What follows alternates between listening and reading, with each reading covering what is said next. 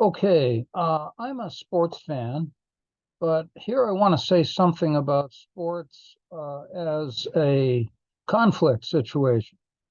Um, Generally, there are two kinds of conflict. One is called adversarial, which is like a two-sided headbutting contest where one side is going to win and one side is going to lose.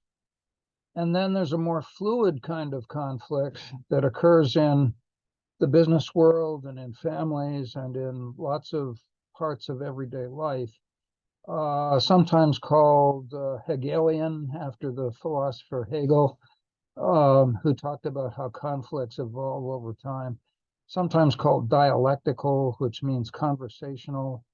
Um, and in adversarial conflict, you get unexpected things happening. You get companies merging, you get uh, parents divorcing or redefining their relationship.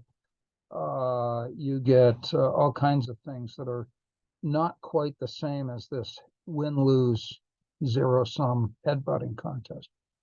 Now, the thing about sports, take a sport like football, American football or international football, it is designed to be an adversarial conflict by people. It's an artificial conflict and it has rules. And granted, the rules may evolve over time, but the sport itself remains adversarial in its concept. There are two sides. One side is going to win, one side is going to lose. That makes sports a poor model for conflict in general. And one of the things that it's necessary sometimes to talk with kids about in regard to sports is that life is not like a football game. A football game is much simpler than the kinds of conflicts and relationships that exist in everyday life. And we have to learn and learn to seek the possibility of win-win outcomes, which are unknown in baseball or football or soccer or lacrosse. Um, so that's an aspect of sports that I think we need more discussion of.